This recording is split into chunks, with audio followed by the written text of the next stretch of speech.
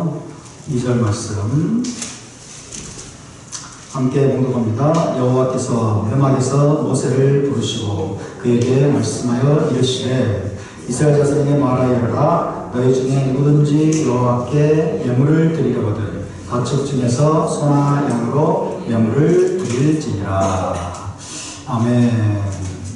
네, 이번 주 토라 포션은 이 첫 번째 바라샤이자 전체적으로 24번째 바라샤인 바이크라입니다. 함께 봅시다. 바이크라. 우리가 지금까지 공부해 온 것처럼 바이크라, 이 레위기는 모세오경의 중심에 위치한 핵심적인 책이죠. 모세오경의 핵심이다라는 것입니다. 옛적부터 유대인들은 순수한 어린아이들에게 토라를 가르칠 때 어떤 책부터 공부하게 했을까요? 레위기부터입니다. 그죠? 어린아이들에게 토라를 가르칠 때 레위기부터 시작하곤 했습니다. 처음에 레위기는 토라트 코하님이라고 불렸습니다. 토라트 코하님. 함께 볼까요? 토라트 코하님. 네, 처음에 토라트 코하님, 제사장들의 토라다 이런 뜻입니다. 토라트 코하님이라고 불렸습니다. 레위기의 많은 부분이 아론 자손 제사장들에게 주시는 규례이기 때문입니다. 하지만 결국 유대 전통은 레위기를 바이크라라고 부르게 되었습니다. 레위기의 첫 단어가 바이크라죠. 결국에는 바이크라라고 부르게 되었습니다. 왜 그럴까요? 왜냐하면 레위기는 단순히 아론 자손 제사장들만을 위한 규례가 아니라 이스라엘 민족 전체를 향한 하나님의 부르심이기 때문에 그렇습니다. 바이크라가 그가 부르시고죠. 그래서 단순히 아론 자손 제사장들만이 아니라 이스라엘 민족 전체를 향한 하나님의 부르심에 관한 책이 레위기이기 때문에 바이크라라는 이름으로 부르게 되었습니다. 실제로 레위기는 아론 자손 제사장들을 위한 규례로부터 시작해서 거룩의 명령을 온 이스라엘 백성에게까지 확장합니다. 19장 2절에 보면 너희는 거룩하라. 이는 나 여호와 너희 하나님이 거룩함이니라. 거룩의 명령을 아론 자손 제사장으로부터 시작해서 온 이스라엘 백성에게까지 확장을 하고 더 나아가서는 사회 정의에 관한 규례까지 포함하고 있습니다. 사회 정의에 관한 규례는 안식년과 희년법 등의 규례들입니다. 사회 정의에 관한 규례까지 포함을 하고 있습니다. 뿐만 아니라 토라에서 가장 중요한 도덕적인 명령에 해당하는 법규까지 포함을 하고 있는데 어떤 것일까요? 19장에 나오는 내 이웃 사랑하기를 내 자신과 같이 하라. 그리고 타국인을 내 자신과 같이 사랑하라. 라는 명령이 바로 그런 것들입니다. 토라 전체에서 가장 중요한 도덕적인 명령에 해당하는 그런 규례들. 내 이웃을 내 자신과 같이 사랑하라. 타국인을 내 자신과 같이 사랑하라는 명령이 바로 이 레위기에 포함되어 있는 거죠. 레위기. 그렇기 때문에 레위기는 단순히 희생제사와 같은 성전 의식들만을 지루하게 나열하고 있는 책이 결코 아닙니다. 이제 우리는 왜 바이크라, 이 레위기가 모세오경의 핵심인지 알 수 있습니다. 레위기는 아론 자손만이 아니라 이스라엘 백성 전체를 위한 제사장 훈련 매뉴얼인 것입니다. 답사 레위기는 제사장 훈련 매뉴얼입니다. 아멘. 온 이스라엘을 위한 제사장 훈련 매뉴얼로 주신 것이 바로 레위기입니다. 바로 가셈. 레위기의 첫 번째 파라샤 바이크라는 우리가 이번 한 주 공부를 했는데 이 바이크라는 흔히 5대 희생제사로 불리는 희생제사법이 기록되어 있습니다. 5대 희생제사가 뭡니까? 번소화속건입니다. 아시겠죠? 번소화속건. 번제, 소제, 화목제, 속제제, 속건제. 이 5대 희생제사로 불리는 희생제사법이 기록이 되어 있죠. 아시다시피 희생제사는 가장 논란이 많고 논쟁적인 주제입니다. 왜요? AD 70년 이후에 AD 70년에 어떤 일이 벌어졌습니까? 예루살렘 성전이 파괴했습니다. 예루살렘 성전 파괴 이후에 지난 거의 2000년 동안 단 한 번도 희생제사가 드려진 적이 없어요. 그걸 본 적이 없기 때문에. 그렇기 때문에 21세기적인 가운데성에서 21세기인들은 동물희생제사는 많은 이들에게 미신적이고 야만적이고 원시적이고 미개하고 그리고 심지어 혐오스러운 것으로 받아들여집니다. 전통 기독교는 예수 그리스도의 십자가 희생으로 율법적인 희생사가 모두 성취되고 폐해졌다고 가르쳐 왔습니다. 그렇지만 정통 유대교의 관점과 해석은 그와는 정반대되는 것임을 우리는 이제 잘 알고 있습니다. 자, 이번 주 파라샤의 핵심 주제이며 레위 전체를 이해하는 데 있어서도 핵심이라고 할 수 있는 희생제사, 희생제사를 우리는 어떻게 이해하고 받아들여야 할까요? 과연 희생제사는 완전하고 영원한 것일까요? 아니면 일시적이고 언젠가 폐지될 어떤 것으로 주신 것일까요? 이런 질문과 관련해서 신앙적인 삶에서 희생제사가 차지하는 위치에 대한 가장 유명하면서도 또 가장 논쟁적인 해석이 있습니다. 가장 유명하면서도 가장 논쟁적인 해석이 있는데 그것은 중세의 위대한 랍비 마이모니데스가 제시한 해석입니다. 마이모니데스에 의해서 이 중세의 랍비 마이모니데스는 혼란에 빠진 자들을 위한 안내서라는 책을 썼는데 이 혼란에 빠진 자들을 위한 안내서에서 마이모니데스가 제시한 해석은 가장 유명하면서도 가장 논쟁적인 그런 해석입니다. 랍비 마이모니데스, 이름 부르기도 어렵죠. 그러니까 뭐야? 마이모니데스. 예, 마이모니데스 혹은 람밤이라고 합니다. 람밤. 예, 랍비 마이모니데스는 혼란에 빠진 자들을 위한 안내서를 쓰기 전에 이미 미시나에 대한 체계적인 주석뿐만 아니라 유대법의 가장 위대한 법전으로 인정받는 미시네 토라라는 책을 집필했습니다. 그러니까 혼란에 빠진 자들을 위한 안내서라는 책을 쓰기 전에 미시네 토라라는 책을 썼습니다. 미시네 토라는 미시나에 대한 체계적인 주석이에요. 그리고 유대법에 아주 권위 있는 법전입니다. 그는 국제적으로 유대법의 최고 권위자로 인정을 받았고 프랑스의 프로방스, 마리세유, 위넨에서부터 예멘과 바그다드에 이르기까지 멀리 떨어진 곳에 유대인들도 그에게 가르침을 구했습니다. 그는 이집트 카이로에서 또 술탄 살라딘, 당시 술탄 살라딘을 모시는 의사가 되었고 수많은 의학서적의 저자이기도 했습니다. 그는 오랫동안 철학에도 관심을 가져왔습니다. 실제로 그의 초기 출판물 중 하나는 논리학에 관한 논문이었습니다. 랍비인데도 철학에 깊은 관심을 가졌고 논리학에 관한 논문을 또 저술을 했습니다. 자신의 법전에 썼듯이 랍비 마이모니데스는 자연과학과 철학이 하나님에 대한 사랑과 경외에 도달하는 방법이라고 믿었습니다.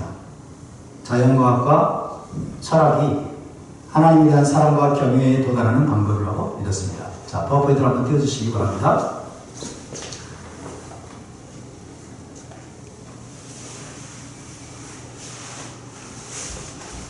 마이모니데스를 간략하게 소개를 드리면 랍비 마이모니데스는 왜 여기십니까?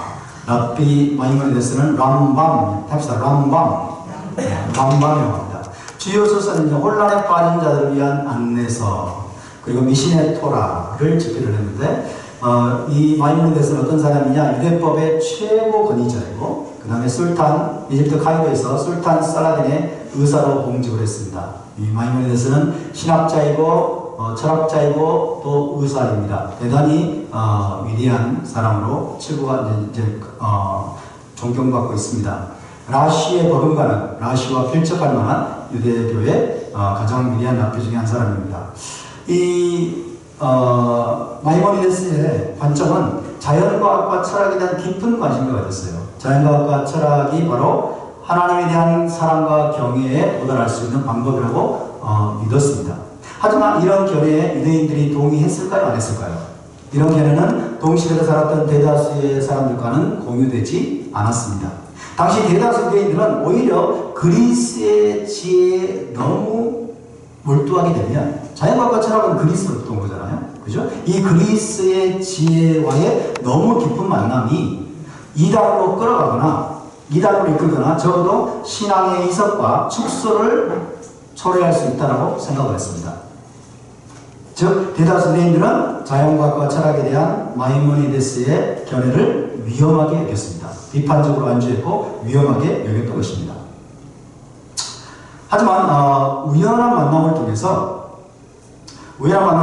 마이모니데스는 이런 주제들에 대한 자신의 견해를 더 길고 자세하게 펼칠 수 있게 되었습니다.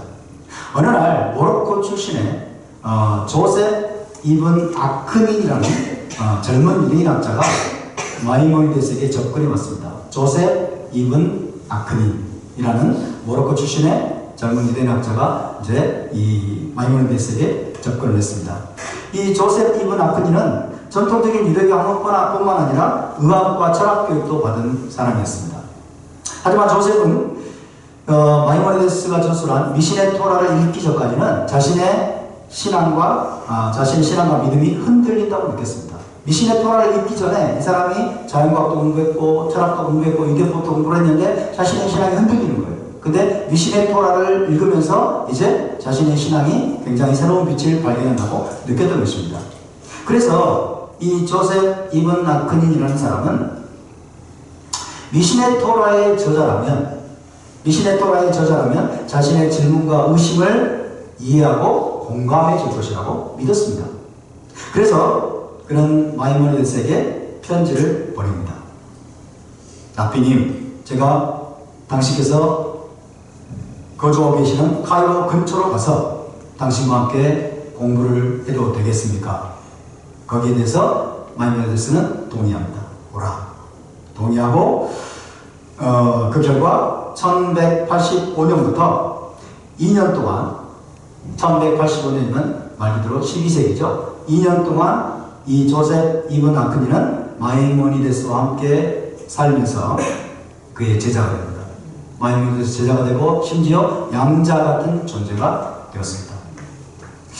그 이후에 이 조셉은 시리아의 알레포로 그 다음에는 바그다드로 이주를 했지만 두 사람은 계속 서신을 주고받으면서 이제 대화를 계속하고 논의를 계속하는데 이 대화의 논의의 주제는 어떤 거냐면요. 신플라톤주의와 또 아리스토텔레스 철학의 학문 및 학설과 유대교의 전통적인 가르침을 어떻게 조화시킬 것인가 하는 것입니다.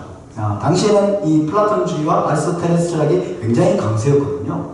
대부분의 유대인들은 그걸 거부하고 그걸 위험하게 여겼지만은 마이모니데스는 달랐던 것입니다. 그래서 신플라톤주의 그리고 아리스토텔레스의 철학 이런 것들을 유대교의 전통적인 가르침과 어떻게 조화시킬 수 있을 것인가에 대해서 폭넓게 조셉 이븐 아크닌과 논의를 했습니다. 조셉 이븐 아크닌, 이 사람은 모로코 출신의 유대인인데요. 미신의 토라를 읽은 후에 마이모니데스에 가 있는 카이로로 가서 그의 제자가 되고 양자 같은 존재가 되었어요. 그래서 이 두 사람이 계속 주고받은 대화, 논의했던 것은 신플라톤주의와 아리스토텔레스 철학의 학문 및 학설을 유대교의 전통적인 가르침과 어떻게 조화를 시킬 것인가. 정말 쉽지 않은 주제입니다. 그 후에 3년 동안 마이모니데스는 의사로서 공동체 지도자로서 또 유대법 권위자로서의 의무를 다하고 남은 이 제한된 여가 시간에 어떤 책을 쓰냐면 혼란에 빠진 자들을 위한 안내서를 씁니다. 혼란에 빠진 자들을 위한 안내서를 쓰면서 자신의 이 질문에 대한 답변을 길게 서술을 하게 됩니다.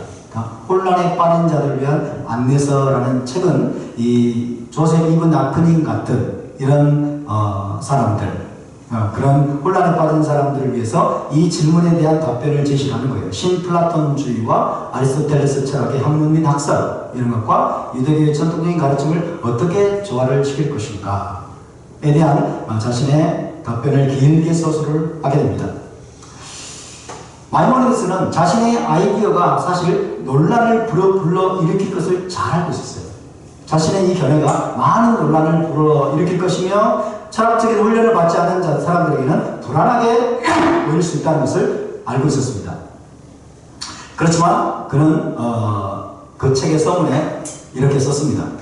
내 앞에 어려운 주제가 있을 때, 즉 길이 좁다고 느껴질 때 지성적인 한 사람을 기쁘게 할 수 있다면 지성적인 한 사람을 기쁘게 할 수 있다면 다른 10,000명의 어리석은 자들을 불쾌하게 만들지라도 나는 그 한 사람에게 내 뜻을 전하는 것을 택하며 다수의 비난은 전혀 개의치 않겠다.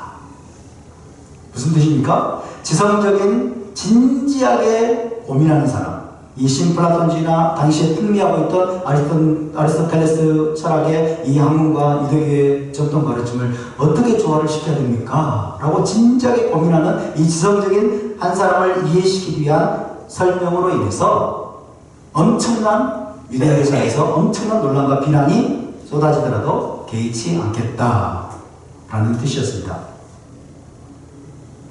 실제로 마이모니데스는 희생제사 제도를 설명할 때 토라의 본질에 대한 역사적 접근 방식을 전개합니다. 토라의 본질에 대한 역사적 접근 방법. 그로 인해서 또 엄청난 논란이 야기되었습니다. 그는 혼란에 빠진 자들을 위한 안내서에서 토라의 전체 목적이 토라를 주신 하나님의 목적이에요. 토라 전체 목적이 사람들을 우상 숭배로부터 떼어놓는 것이라고 지정했습니다. 토라를 주신 전체 목적이 사람들을 우상 숭배로부터 떼어놓는 것이다. 그렇게 주장했습니다. 하지만 이 마이모니데스에 따르면 그것은 하루아침에 일어날 수 있는 일이 아니에요.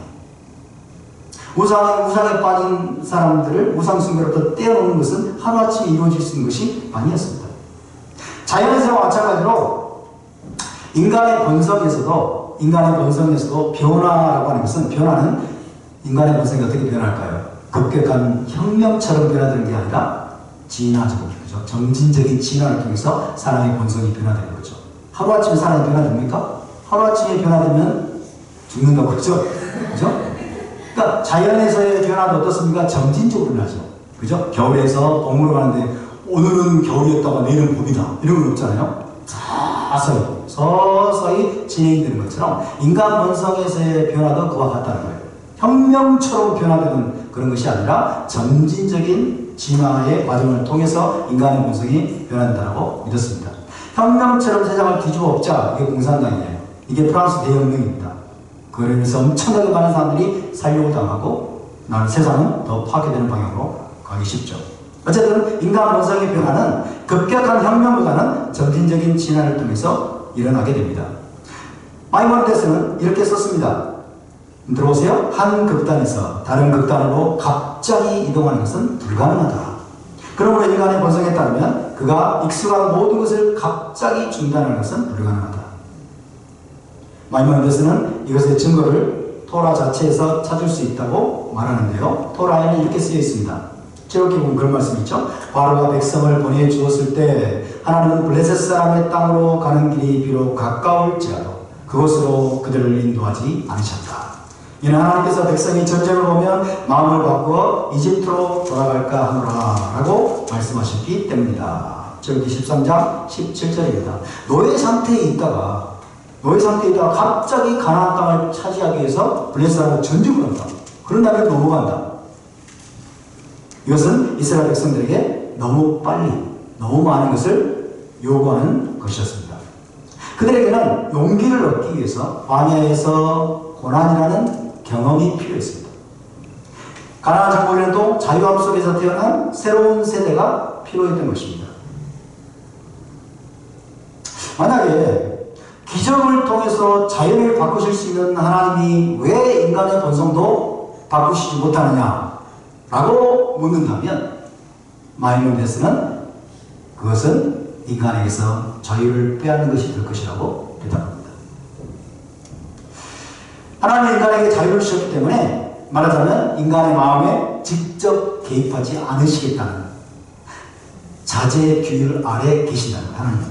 이게 뭐라고요? 찜찜이라고 했죠. 찜찜. 인간에게 자유의지를 주셨기 때문에 하나님은 사람의 마음을 그냥 강제로 변화시켜버리고 마음을 바꿔버리는 이런 일을 하나님은 하실 수 없다는 거죠. 아니 하시지 않기로 작정하시고 이것이 하나님의 찜찜 개념입니다.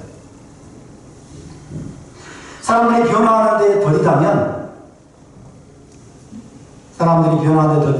하나님은 인내심을 발휘하십니다. 기다리십니다. 따라서 하나님은 당시의 다양한 이교적 관행으로부터 백성들을 떼어 떼어놓고 싶어 하셨지만은 그것은 점진적으로 이루어져야만 했다는 거죠. 그래서 마이모니데스도 이렇게 썼습니다. 그 당시 모든 사람들 사이에 일반적이었던 관습과 이스라엘 백성들이 그 안에서 자라난 일반적인 예배 방식은 혼란에 빠진 자들을 안내서는 3년에 걸쳐 집필한 책이고요. 자, 고대 일반적인 예배 방식. 이스라엘 백성들이 출애굽할 당시에 고대 일반적인 예배 방식은 뭐냐? 그 당시에 일반적인 예배 방식은 특정 형상들이 있는 신전에서 동물들을 희생제물로 바치고 그 형상들에게 절하며 그들 앞에서 분향하는 것으로 구성되어 있었다. 이게 이스라엘 백성들이 지금 익숙하게 젖어 있었던, 모아왔던 그런 그 당시의 일반적인 예배 방식이었다는 거죠. 이러한 이교적 관행의 방식을 갑자기 중단하는 것, 이것은 불가능했다는 것입니다. 그래서 그는 또 이렇게 기록했습니다. 그것은 일반적으로 자신이 익숙한 것에 매달리는 인간의 본성에 어긋나는 일이었을 것이다. 따라서 하나님은 희생제사를 금지하는 대신 성소라는 한 곳에서만 바칠 수 있고 인구의 한 일부 집단인 제사장들만이 바칠 수 있으며 어떤 동물을 언제 바칠 수 있는지에 대한 제한을 두어서 희생제사를 제한하셨다는 거죠. 허용하시긴 하지만 제한적으로 허용하셨다라고 설명을 하고 있습니다. 그 목적은 희생제사 관행을 제한하는 동시에 그 시대의 지배적인 문화의 영향 아래서 한때 가졌던 우상 숭배적 믿음으로부터 백성들을 점진적으로 떼어놓기 위함이었다. 어린아이가 젖을 떼듯이, 어린아이가 젖을 떼는 것도 한순간에 안 되잖아요. 그죠? 점진적으로 그게 지는 것처럼 이스라엘 백성들이 이런 우상 숭배적 관행으로부터 점진적으로 이들을 떼어놓기 위해서 하나님이 허용하셨다는 거죠. 그렇지만 제한적으로 허용하셨다. 라는 것이 바로 마이모니데스의 설명입니다. 그럴싸하죠? 이것이 마이모니데스의 첫 번째 주장이자 가장 논쟁적인 부분입니다. 이것이 왜 거센 논쟁을 불러일으켰을까요? 그 이유는 그가 토라에 발달론적인 관점을 도입을 한 거예요. 발달론적인 관점을 도입함으로써 희생제사가 한때 필요했을지 모르지만 이스라엘 백성이 희생제사에 대한 의존에서 완전히 벗어난 후기에 가서는 희생제사가 더 이상 필요 없을 수 있다는 암시를 주었기 때문입니다. 이것이 유대인들에게는 받아들일 수 있는 것일까요? 받아들이기 어려운 것이겠죠. 그죠? 발달론적인 관점으로 지금 설명을 하고 있는 거예요. 초기에는 우상숭배적 관행으로부터 떼어놓기 위해서 하나님이 마지못해서 허용을 하시고 제한적으로 하도록 하셨지만은 이제 희생제사에 대한 의존적인 관행으로부터 완전히 탈피하게 된 후기에 가서는 더 이상 희생제사가 필요치 않을 수 있다는 그런 암시가 이 안에 있기 때문이죠. 그래서 이런 해석은 엄청난 논란을 불러일으켰습니다.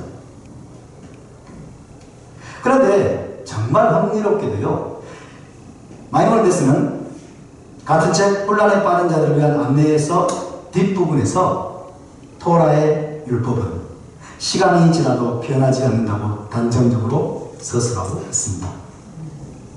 같은 책인데 앞의 설명과 뒤의 진술이 서로 모순되는 거예요. 뒷부분에서 그는 이렇게 썼습니다. 토라는 사람과 시대의 다른 조건에 따라 변할 수 없다. 토라의 기본 원칙을 특정한 시간이나 장소에 의존하게 만드는 것은 옳지 않은 것이다. 토라는 변하지 않는다는 거예요. 시간이나 장소에 의해서 토라는 변하지 않는다라고 뒷부분에서 똑같은 책 뒷부분에서는 이렇게 쓰고 있는 거예요. 그뿐 아닙니다.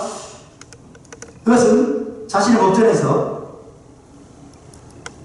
이 마이모니데스는 미시네 토라라는 자신의 법전에서 뭐라고 하냐면 율례를 찬양합니다. 율례가 뭐죠? 후킴입니다. 후킴은 뭐예요? 함정인 이유가 없는 규례죠. 이걸 율례라고 표현을 했는데 이 자신의 법전에서 마이모니데스는 이유를 알 수 없는 하나님의 계명인 후킴, 율례를 찬양하면서 기록을 했는데 그런 입장과도 지금 맞지 않는 거예요. 자, 그는 이렇게 덧붙입니다. 희생제사에 관한 모든 토라는 율례의 범주에 속한다. 그랬어요. 근데 율례를 찬양했거든요. 후킴을 찬양했습니다. 윤리의 범죄에 속한다. 합리적인 이유가 없기 때문이다. 현인들은 의인이 후킴, 윤례와 법을 행함으로 장차 올 세상 올라마바에서의 생명을 얻을 자격을 얻기 때문에 희생제사 의식으로 인해 세상이 존립한다고 말했다. 희생제사 의식이 후킴이에요. 윤례예요. 윤례와 그 다음 다른 법들을 행함으로써 올라마바에서 생명을 얻는다고 생각을 했기 때문에 유대인들은 이 희생제사 의식으로 말미암아 세상이 존립하게 된다 라고 해석을 했어요. 거기에 근거로 제시하는 말씀은 레위기 18장 5절입니다. 레위기 18장 5절을 보면 실제로 후킴이 먼저 나옵니다. 너희가 내 규례와 법도를 행하면 너희가 살리라. 그죠? 이때 규례가 후킴이에요. 후킴이 먼저 나오고 그 다음에 미시파팀이 나옵니다. 내 규례와 법도를 지키라. 내 후킴과 내 미시파팀을 지키라. 사람 일을 향하면 그로 말미암아 살리라. 나는 여호와이니라. 이렇게 되어 있습니다. 여러 학자들이 지적하듯이 혼란에 빠진 자들을 위한 안내서에서 마이모니데스가 희생제사에 대해 제시하는 이 진화론적인 설명은 미시네 토라에서 취하는 입장, 즉 희생제사가 그 자체로 고결하다. 후킴이다. 합리적인 이유를 알 수 없는 윤례들, 그래서 영원하다고 하는 변할 수 없다고 하는 이런 입장과 정반대되는 것입니다. 여기에 실제적인 긴장이 존재합니다. 그러나 사실 마이모니데스는 두 가지 중요한 관찰을 하고 있어요. 마이모니데스의 관점에서 법에는 전반적인 논리가 있습니다. 토라는 하나님께서 토라를 주신 이유는 뭘까요? 토라는 이스라엘 백성의 삶에 어떤 근본적인 변화를 가져오도록 고안된 책입니다. 이스라엘 삶을 근본적으로 변화시킬 수 있도록 하기 위해서 하나님께서 고안하신, 설계하신 책입니다. 어떤 변화를 일으키기 위한 것일까요? 자, 먼저 하나님이 토라를 주신 중요한 토라를 통해서 일으키려고 하는 중요한 변화, 근본적인 변화는 어떤 것들이 있냐? 정의와 연민 위에 세워지는 사회입니다. 정의와 연민 위에 사회를, 나라를 건설하는 것. 그리고 자비와 긍휼로 개인들을 훈련하는 것. 그리고 사회 내에 진실을 확산시키는 것. 거짓을 몰아내고 진실을 확산시키는 것. 이런 것들이 하나님께서 이스라엘 백성들 사이에서 일으키려고 하는 근본적인 변화죠. 이런 근본적인 변화를 일으키도록 고안된 시스템이 바로 토라입니다. 그 목적을 위해서 하나님이 토라를 주셨어요. 다시 한번 정의와 연민 위에 사회를 건설하고 그 다음에 자비와 긍휼로 모든 개인들을 훈련시키며 그리고 사회 내에 진실을 확산시키는 것, 거짓을 몰아내는 것. 이런 것들이 하나님께서 토라를 통해서 일으키려고 했던 변화입니다. 그렇지만 토라는 철학자들이 좀처럼 고려하지 않는 다른 한 가지까지도 고려하고 있는데 그게 뭐냐면 시간입니다. 시간. 사회 변화에 있어서의 시간의 차원까지 고려를 하는 것입니다. 다시 말하면 사회 변화가 일어나는 데에는 뭐가 걸린다? 시간이 걸린다. 그죠? 하나님이 지금 이스라엘 백성들에게 원하시는 이런 근본적인 변화, 이런 근본적인 변화가 일어나고 그 다음에 확립이 되려면 많은 시간이 걸린다는 이 시간의 요소까지도 토라는 고려하고 있습니다. 한 세대 정도가 아니에요. 한 세대 정도가 아니라 수세대까지. 그죠? 수세대까지 지난 후에야 비로소 하나님이 원하시는 변화가 비로소 일어날 수 있다는 것을 하나님은 알고 계셨고 지금 마이모니데스가 바로 그 부분을 고려하고 있는 것입니다. 세상이라는 게 그렇게 단순하지 않잖아요. 철학자들은 자꾸 단순화시키려고 경향이 있어요. 철학자들은 자꾸 단순성, 이 단순화시켜가지고 어떤 현상들을 설명하려고 하지만 그러나 현실은 그렇게 단순하지 않죠.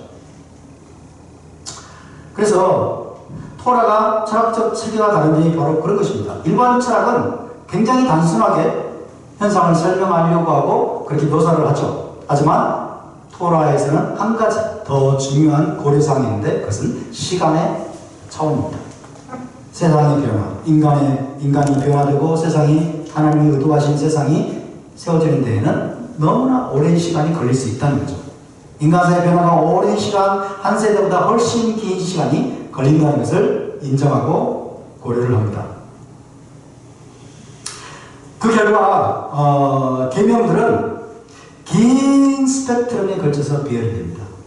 그러니까 하나님 우리가 토라의 계명들을 보면 긴 스펙트럼에 걸쳐서 계명들이 배열이 돼요. 어떤 계명들은 마지막에 갔어야 성취가 될 수 있는 아주 이상화된 그런 형태로 계명이 제시가 되는가 하면 어떤 계명들은 초기 단계에서 당대의 현실에서 또 성취할 수 있는 그런 계명들도 나오는 것이 사실입니다. 그러니까 계명들이 긴 스펙트럼에 걸쳐서 지금 배치가 돼요. 성격들이 다 다르다는 것입니다.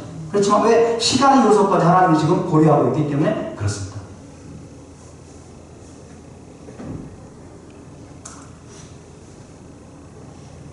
여러분, 토라에 언급된 관심 영역들을 보면 어떤 것이든 내적인 차원과 외적인 차원이 있습니다. 내적인 차원과 외적인 차원. 예를 들어서 리더십을 생각해 봅시다. 리더십에는 권력의 리더십이 있고 영향력의 리더십이 있어요. 권력의 리더십은 뭐냐? 왕과 신하의 관계. 그죠? 정치 권력의 관계. 정치 리더십, 이런 것은 권력의 리더십이에요. 그렇지만 영향력의 리더십은 어떤 걸까요? 스승과 제자의 관계. 이건 권력이 아니죠. 영향력입니다. 그죠? 거룩한 영향, 선한 영향을 주는 영향력의 리더십이 있어요. 권력의 리더십과 영향력의 리더십이 있는데 이 권력 관계는 사회 유지에 필수적이에요. 권력이 없으면 사회가 유지가 안 돼요. 정치 권력이 없으면 왕이 없고 신하가 없고 또 정치 지도자가 없고 정치 권력이 없으면 사회 유지가 될 수가 없습니다. 사회 유지에 필수적이긴 하지만 그러나 이 권력 관계는 이상은 아닙니다.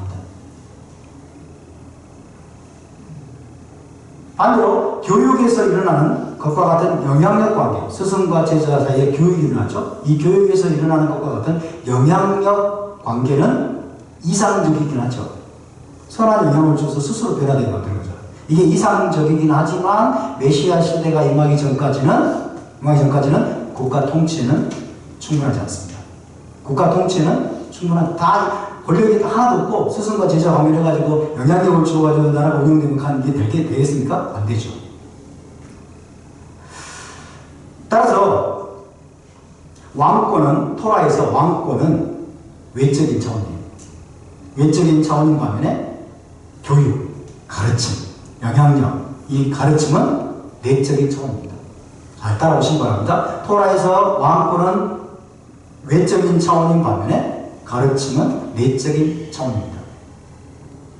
자, 그러면 무엇이 외적이고 무엇이 내적인지 알 수 있는 가장 좋은 방법은 토라법이 해당 현상을 최소화하려고 하는지 아니면 최대화하려고 하는지를 보면 돼요. 어떤 것이 내적이냐, 어떤 것이 외적이냐.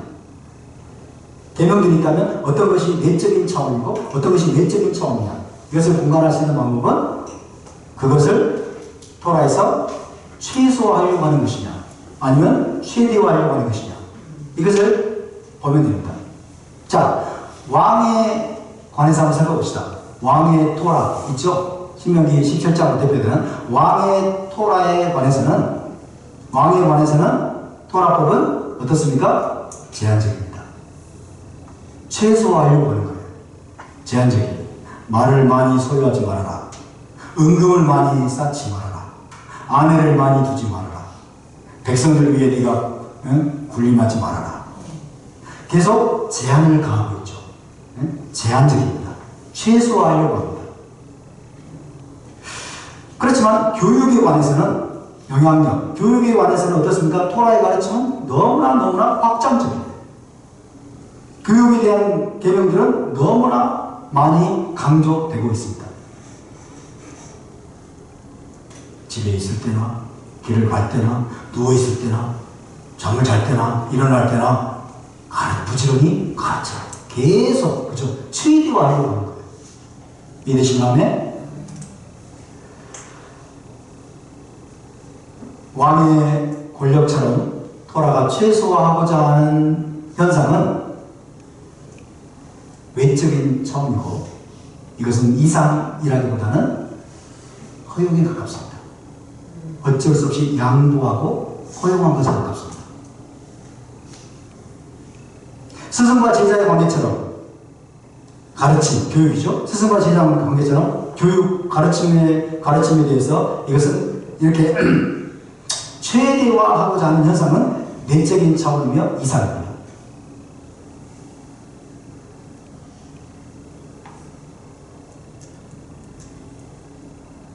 좀 더. 자, 이런 예를 가지고 들어보시기 바랍니다. 마이모니데스가 주장하는 바는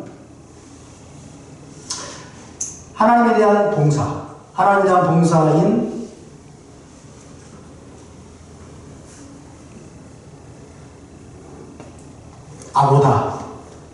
아보다라는 나라가 있어요. 아보다가 뭘까요? 섬김이에요. 하나님을 섬기는 것, 하나님에 대한 봉사, 성전 봉사도 아보다죠. 그죠? 제가 지금 말씀드리는 이것이 하나님에 대한 봉사인 아보다에도 동일하게 적용된다 하는 것입니다.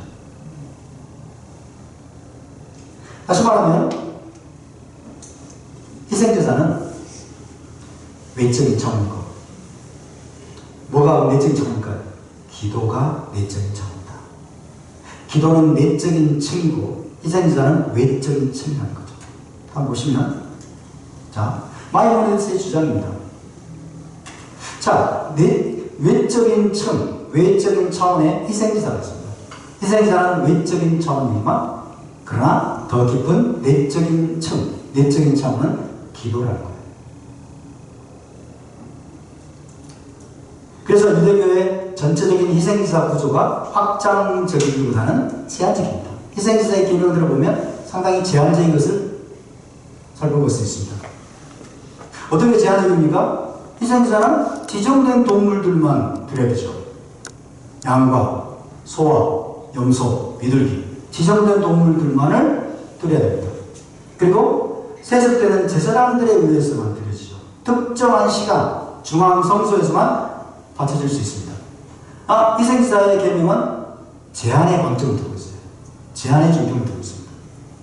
반면에 기도는 어떻습니까? 언제, 어디서나, 누구에 대해서 드릴 수 있는 거죠. 그죠?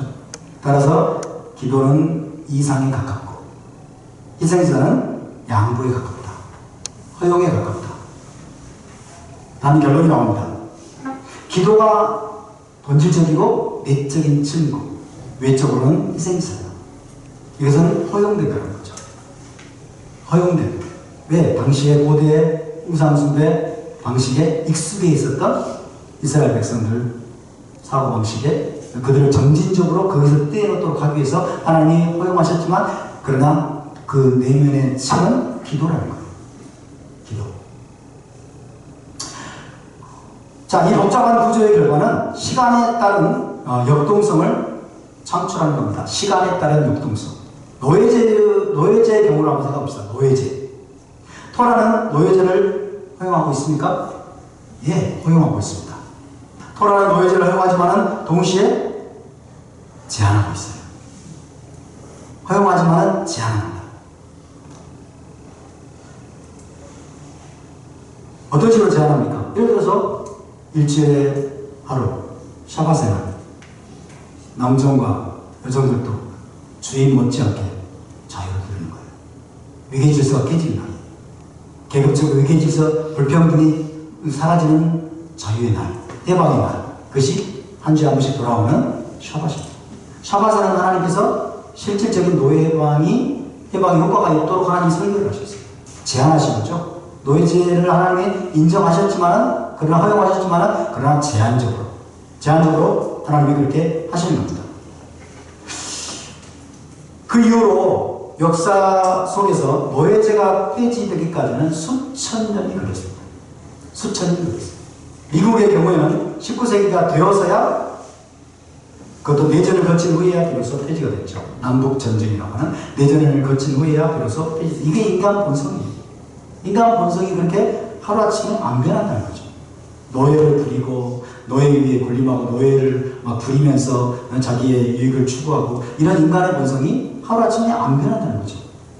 그리고 이 고대 시대의 그 경제가 노예제를 중심으로 이루어졌다는 것도 또 어떤 난관이었어요. 바로 이것이 토라의 영광스러운 역설 중 하나입니다. 잘 보시면 토라는 기본적으로 시간을 초월하는 책입니다. 하나님께서 주신 것이기 때문에 시간을 초월하는 책이지만 그러나 토라는 역사적 시간 안에서 그리고 역사적인 시간을 통해서 작동된다는 거예요. 사람의 연약함 때문에 그리고 인간의 본성 때문에 시간을 초월하는 책으로서 하나님이 주신 것이지만 그럼에도 불구하고 이스라엘의 역사 속에서 역사를 통해서 토라가 점진적으로 실현되고 이루어져가는 그런 방식으로 작동이 된다라는 것이 토라의 영광스러운 역사입니다. 우리가 이런 것들을 볼 수 있는 눈이 열려야 돼요. 그렇지 않으면 헬라적인 기독교 방식으로 율법을 접근할 수밖에 없어요. 정말 놀라운 사실입니다. 여러분, 마이모니데스를 통해서 이제 우리는 희생주사에 대한 선지자들의 비판을 어느 정도 이해할 수 있게 됩니다. 마이모니데스의 관점에서 선지자들은 희생주사 자체가 목적이 아니라고 말하고 있었습니다. 희생자 자체가 목적이 아니다. 이해되십니까? 선지서를 읽어보세요. 집어치워라.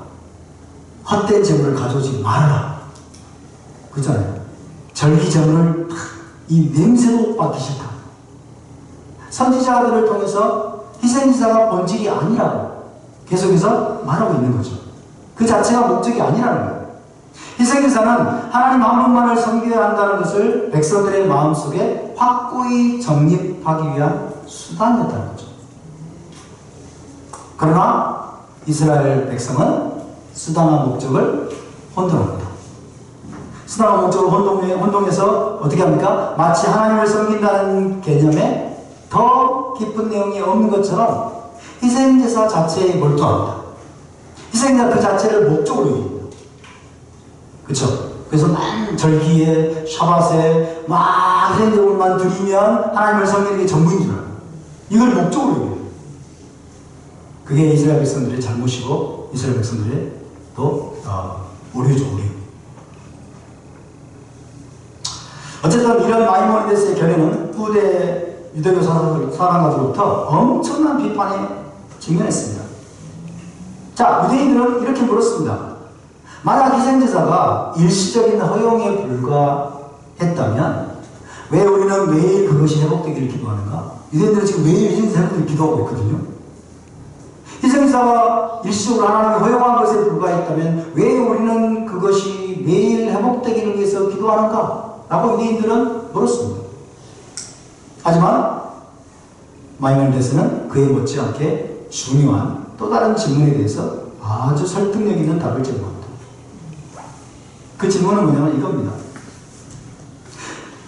만약 희생제사가 유대교의 중심이라면 유대교는 어떻게 제2성전의 파괴 속에서도 살아남을 수 있었는가? 그에 대한 대답은 비록 희생제사는 사라졌지만 기도가 남았기 때문에 유대교는 성전 파괴 후에도 살아남을 수 있었던 것이다. 아까 희생제사 뭐라고 했어요? 외층이었죠. 외적인 층. 외적인 차원이고 내적인 차원이 뭐예요? 기도라는 거죠.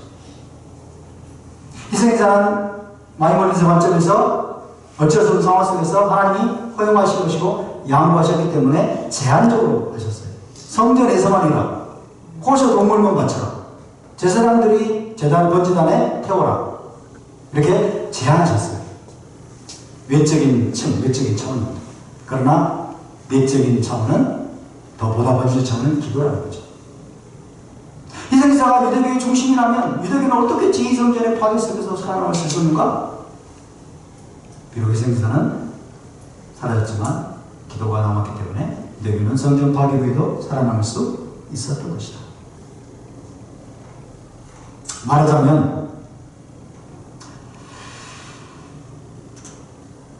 희생제사가 유대교의 심장이 아닐 수 있다는 거죠.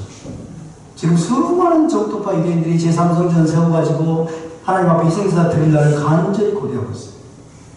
간절히 고대하고 있고 그때를 삼모하고 있죠. 모든 준비가 끝났다고 그러죠. 희생제사만 드리면 될까요? 아닌 거죠. 희생제사는 하나님께 대한 아고다의 한 가지 형태일 뿐이고 상대적으로 지역적인 것이라는 것. 무엇에 비하면? 기도에 비하면. 기도에 비하면. 기도가 유대적 신앙의 내적 이상에 훨씬 더 가깝다는 해석입니다. 할렐루야. 그래서 비록 희생자는 사라졌지만 기도가 남았기 때문에 유대교는 성전 파괴 후에도 살아남을 수 있었던 것이다 라고 이야기합니다. 바로 그것이 사랑하는 여러분, 희생제사는 시간을 초월한 이상일까요? 아니면 순수한 유일신 신앙으로 향하는 느린 여정의 한 기착지일 뿐일까요?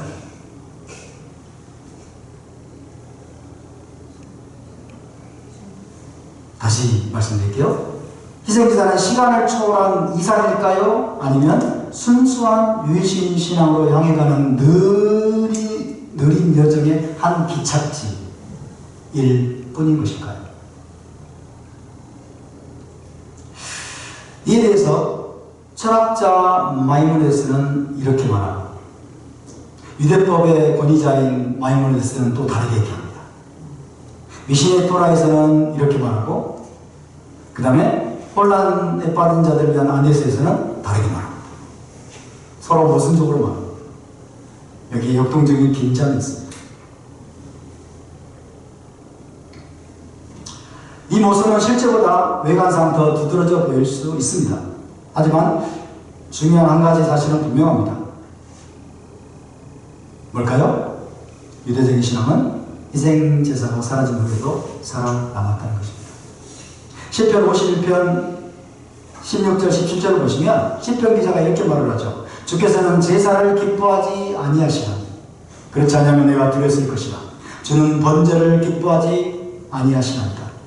하나님께서 구하시는 제사는 상한 심령이다. 하나님이여 상하고 통회하는 마음을 주께서 멸시하지 아니하시리이다. 이 시편 기자는 지금 뭘 이야기하고 있는 거죠? 하나님을 섬기는 것에 외적인 차원과 내적인 차원을 함께 이야기하는 거죠. 내적인 차원이 빠져버린 외적인 차원, 외적인 지형을 하나님은 기뻐하지 않으십니다. 라고 노래하고 있는 거예요. 아멘입니까? 자, 여러분, 지금까지 살펴본 것처럼 제2성전 파괴 후에도 유대교와 유대적 신앙은 사라지지 않고 생존할 수 있었습니다. 그것은 이번 주 바라샤에 기록된 희생제사가 유대적 신앙의 핵심이 아님을 시사합니다. 지난 2000년 동안 성경적인 신앙은 희생제사 없이 생존해왔고 존속되어 왔습니다.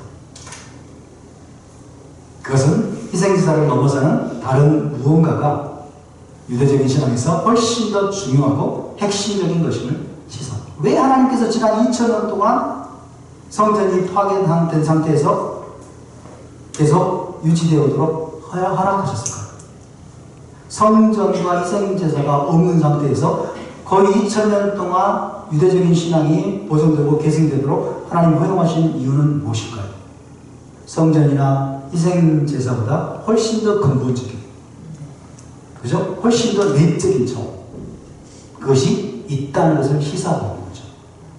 그것이 세워져야 되고 그것에 집중해야 된다는 것을 하나님 2000년 동안 무언의 웅변을 하신 것은 아닐까요? 희생제사가 필요 없다는 뜻은 아니겠습니다. 그렇죠? 자, 희생제사를 넘어서는 다른 무언가가 유대적 신앙에서 훨씬 더 중요하고 핵심적인 것임을 시사하는데 그게 뭘까? 외적인 의식이나 형식이 아니라 내적인 헌신과 섬김입니다. 내적인 헌신과 섬김입니다. 다르게 말하면 계명의 내적인 차원입니다. 계명의 내적인 차원. 마태복음 23장 23절 찾아봅시다. 마태복음 23장 23절 2323 기억하십시오. 2323 외우셨죠? 마태복음 2장 중요한 말씀이죠. 마태복음 23장 23절.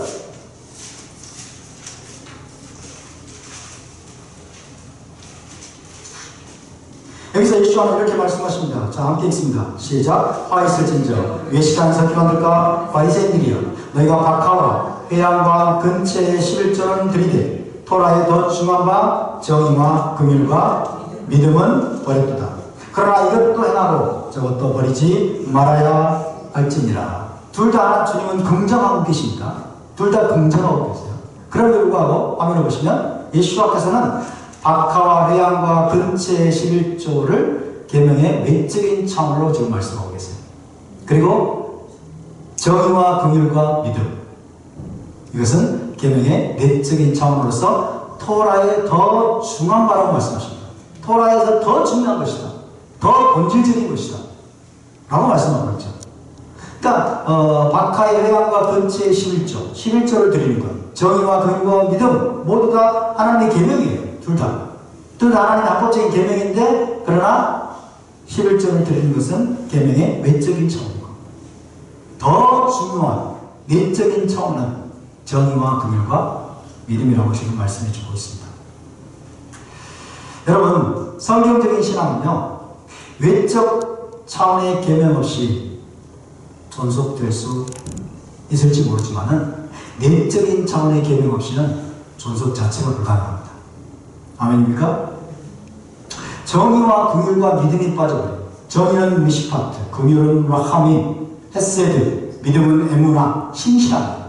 이것이 빠져버린 상태에서 희생서 드리고 11조 드리고 하는 신앙은 차라리 이교적인 신앙에 가깝습니다. 그것은 히브리적인 신앙이 아니고 성경적인 신앙이 아니에요.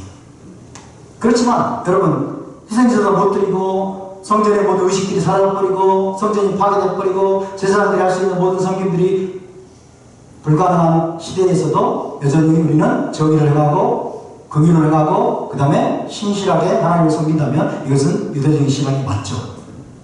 맞습니까? 바로 그것입니다. 따라서 우리는 모든 계명을 소중히 여겨야 되지만 특히 내적인 차원의 계명에 훨씬 더 깊은 주의를 기울여야 합니다. 마이모니데스도 내적인 차원의 계명을 강조했고, 예수께서도 지금 토라의 더 중요한 측면인 정의와 긍휼과 믿음을 강조하셨습니다. 하나님께서 이스라엘을 이교도적인 관행으로부터 떼어놓기 위해 희생사를 허용하셨다라는 해석은 이런 차원에서 이해할 수 있을 것입니다. 그렇지만 하나님께서 동물 희생사를 제정하신 이유 중에서 마이모니데스가 언급하지 않은 또 다른 중요한 이유가 있어요. 그게 뭘까요? 그것은 장차 메시아께서 행하실 희생제사, 메시아께서 대리희생제물로 죽으실 그 대속사역을 보여주기 위함입니다. 메시아의 대속사역을 보여주기 위해서, 그죠? 메시아께서 자기 자신을 희생제물로 드리실 주님 그 희생의 사역을 보여주기 위해서 하나님께서 동물 희생사를 제정하셨다라는 사실입니다. 왜 그럴까요? 메시아의 대리희생이 없으면, 메시아의 이 대속적인 죽으심이 없이는 누구도 죄사함을 받을 수 없고 누구도 올라가봐 영생에 들어갈 수 없기 때문에 그렇습니다. 이것은 그래서 필수입니다. 희생제사 제도를 통해서 하나님께서 메시아께서 장차 행하실 대리희생, 대속적인 죽으심, 이것을 반드시 보여주셔야 되고 그것을 위해서 준비시키는 것이 필수적인 것이었습니다. 할렐루야. 그렇다면 여러분, 마이모니데스가 시사한 것처럼 희생제사는 일시적인 것이고 목적이 달성되고 나면 언젠가는 폐지되어야 하는 것일까요?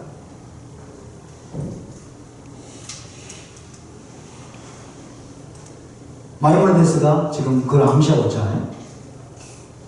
희생제사는 일시적인 것이고 어쩔 수 없는 상황 속에서 하나님이 양보하시고 허용하시는 그런 차원의 것이라면, 목적이 달성이 되고 나면 이 희생제사는 언젠가는 폐지되어야 하는 것일까요? 그에 대한 대답은 NO인 동시에 YES입니다. NO인 동시에 YES입니다. 전통 기독교가 생각하는 방식으로는 노입니다. 예수와의 십자가의 죽으심으로 희생사가 폐지되었고 율법은 폐지되었다는 노입니다. 아멘입니까? 예수와는 동물 희생사를 대체하기 위해서 십자가에 죽으셨을까요? 동물 희생사를 내가 대체하려고 십자가에서 죽으신 것이 아닙니다. 그럼 어떤 차원에서 예수입니까? 이 땅에 더 이상 죄도 없고 사망도 없는 시대가 되면 예스! 더 이상 희생사도 필요 없고 성전 그래도 필요 없게 될 것입니다. 아멘? 자, 희생사는 일시적인 것이고 언젠가는 폐지될 것인가? 노이면서 예스입니다. 전통 기독교가 이해한 것처럼 예수와의 십자가 희생으로는 노! 희생사가 폐지될 수 없습니다. 그렇다면 죄와 사망이 없는 시대가 되면 예스! 죄와 사망이 없는 시대가 되면 예스입니다. 그때가 되면 물리적인 성전도 없을 것이고 아론 제사장제도 없을 것이며 동물 희생사도 없을 것입니다. 그때는요, 희생사를 제정하신 하나님의 모든 의도와 목적이 충족되기 때문입니다. 왜 희생사가 도입되어야만 했습니까? 그것은 창세기 3장에서 죄가 들어왔기 때문에, 죄로 인해서 사망이 들어왔기 때문에, 그죠? 그로 말미암아 그것이 원인이 돼서 희생사가 불가피하게 도입되어야만 했던 것입니다. 근데 이 세상에서 죄도 없고 사망도, 죄와 사망이 완전히 제거되는 시대가 있을 수 있을까요? 있습니다. 그죠? 이 세상에서는 없죠, 물론. 언젠가는 죄와 사망이 완전히 사라진 그 시대가 되면 이제 희생사는 사라지겠죠.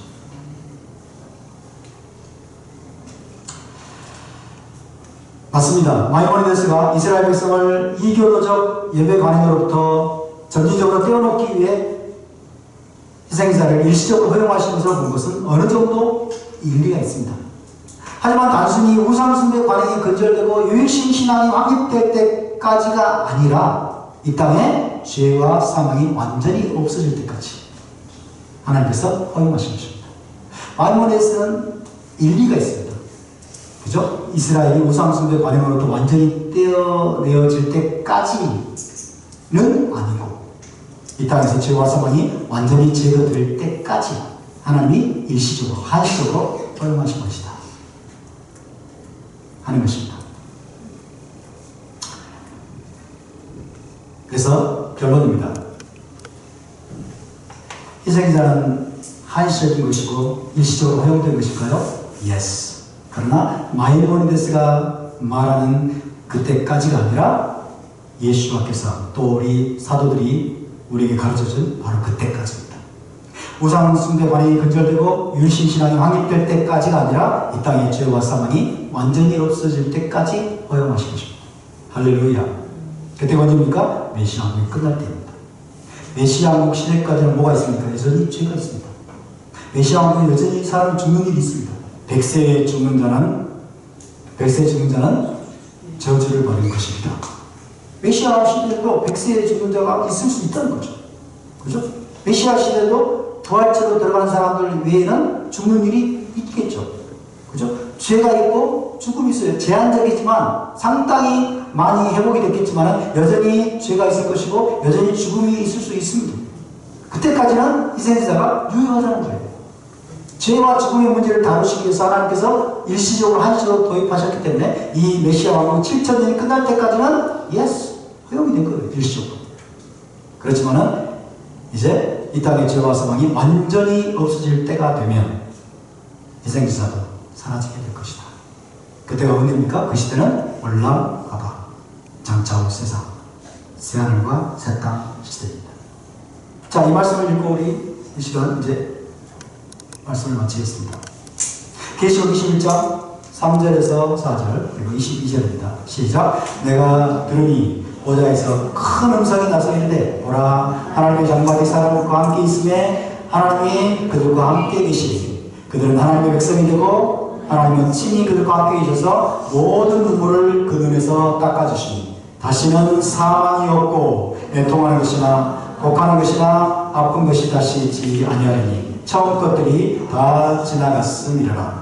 성 안에서 내가 성전을 보지 못하였으니 이는 주 하나님 곧 전능하신 이와 및 그 어린 양이 그 성전이시니라. 할렐루야. 이 시대가 바로 새하늘과 새 땅입니다. 올람 아바입니다. 장차고 있습니다. 올람 아바 새하늘과 새 땅이 어디에서 이루어질까요? 여기에서 이루어집니다. 새 예루살렘이 어디? 하늘에서 이 땅으로 내려옵니다. 할렐루야. 여기 보니까 모든 눈물을 그 눈에서 닦아주시니 다시는 사망이 없다.